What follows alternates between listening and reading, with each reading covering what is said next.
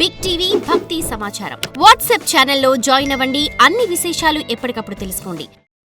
బోధకులు అవ్వాలంటే ఏదో ఒకటి తెలిసిన వారై ఉండాలి, అవునా? కానీ గురువు అవ్వాలంటే ఏమీ తెలియాల్సిన అవసరం లేదు. కాకపోతే ఏమిటంటే మీకు ఏదీ తెలియదు, కానీ మీకు చూడగలిగే కళ్ళున్నాయి. అంశం ఏదైనా దాన్ని చూసి మాట్లాడగలరు. కానీ బోధకులు అవ్వాలంటే మీకు ఏదో ఒకటి తెలిసి ఉండాలి. మీకు ఏమీ తెలియకపోతే మీరు బోధకులు కాలేరు, అవునా? గురువు అవ్వాలంటే మీకు ఏమీ తెలియనవసరం లేదు. కేవలం ఒక స్థాయి గ్రాహ్యత ఉండాలి అంతే. వారికి దేని గురించిన జ్ఞానం అవసరం లేదు. ఇది చాలా సులభం. బోధకులుగా ఉండటం కష్టం, ఎందుకంటే ఎన్నో గుర్తుపెట్టుకోవాలి.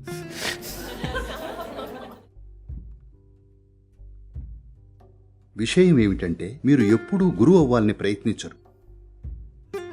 ఒకవేళ ప్రజలు మీకు ఒక స్థాయి గ్రాహ్యత ఉందని గమనిస్తే వాళ్లే మిమ్మల్ని గురువుగా గుర్తిస్తారు.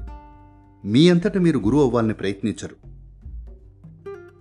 నేను ఈ గురువు అనే గుర్తింపును దులిపేయడానికి అన్ని విధాలా ప్రయత్నించాను, కానీ అలా కుదరదు.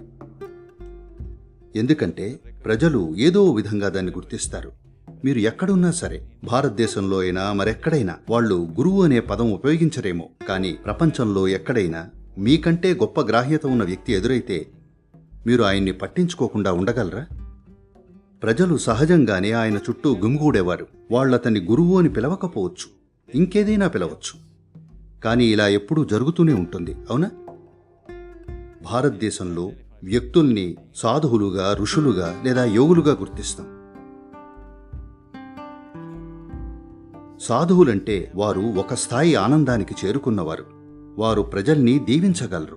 వారి సాన్నిధ్యంలో అందరూ చాలా ఆనందంగా ఉంటారు. కొంత సంక్షేమం జరుగుతుంది, కానీ వాళ్ళు ఏమీ బోధించరు, కేవలం దీవిస్తారు. ఋషులు అంటే వారికి కొంత గ్రాహ్యత ఉంటుంది. వారు ఆనందంగా ఉంటారు. వారి శక్తులు ఆహ్లాదంగా ఉంటాయి. అలాగే వారు కొంత జ్ఞానాన్ని కూడా పొందారు, కొన్ని ప్రత్యేక పార్శ్వాల గురించి. ఋషులు ఖగోళ శాస్త్రంలోనూ లేదా జ్యోతిషంలోనూ లేదా మరో కోణంలోనూ ప్రజ్ఞులై ఉంటారు. భారతీయ గణిత శాస్త్రం అంతా ఋషుల నుండే వచ్చింది, విశ్వవిద్యాలయాల నుండి కాదు. ఈ ఋషుల నుండే గణిత శాస్త్రం, సంగీతం వచ్చాయి. ఇది విన్నారా? శివుడు చాలా గొప్ప గణిత శాస్త్రవేత్త, సంగీతకారుడు, నృత్యకారుడు, ఇంకా ఎన్నో. ఎందుకంటే వారికి గణితం సహజంగానే తెలిసింది.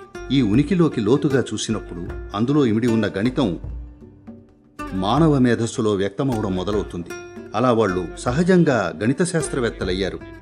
మీరు రామానుజం లాంటి వ్యక్తుల కథలు చదవాలి. You must read the story of people like Ramanujam and others. వారు ఎటువంటి విద్యాలయ బోధన లేకుండానే తెలివిగల గణిత శాస్త్రవేత్తలయ్యారు. ఎందుకంటే వారికి ఒక స్థాయి పరిశీలనా శక్తి ఉంది. యోగి అంటే చూడగలిగేవారు అని. ఇంగ్లీష్లో సీర్ అనేది చాలా సరియైన నిర్వచనం. అంటే వారు జీవితాన్ని ఉన్నది ఉన్నట్లుగా చూసేవారు అని.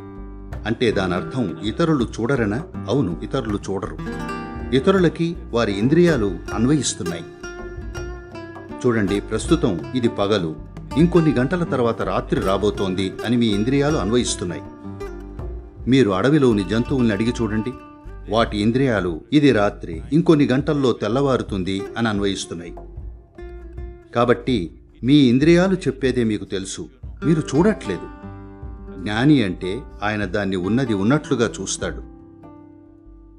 కాబట్టి ఒక సాధువు ఎప్పుడూ కూడా తనని తాను గురువు అని చెప్పుకోడు. ప్రస్తుత సమాజంలో జరుగుతున్నవి పక్కన పెట్టండి. సంప్రదాయంగా ఒక సాధువు ఎప్పుడూ తన్ని తాను గురువు అని చెప్పుకోడు. అతను సాధువు మాత్రమే. ఆయన ఒక పువ్వులా మారాడు. అతను దీవించగలడు. అతని పరిమళం అందరి మీద ప్రభావం చూపిస్తుంది, అంతవరకే.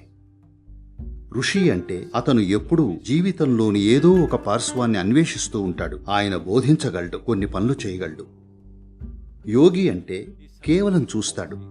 అతను వీటిలో ఏదైనా చేయగలడు, లేదా ఏమీ చేయకుండా కూడా ఉండగలడు. అతను ఏం చేస్తాడనేది అతని ఎంపిక. సమాజానికి ఆ సమయంలో ఏది అవసరమో అది చేస్తాడు, లేదా అదంతా పట్టించుకోకపోతే ఊరికే కూర్చుంటాడు, కానీ చూస్తాడు. కాబట్టి ఒక గురువు చూడాలి, లేకపోతే అతను గురువు కాదు, అతను చూడగలగాలి.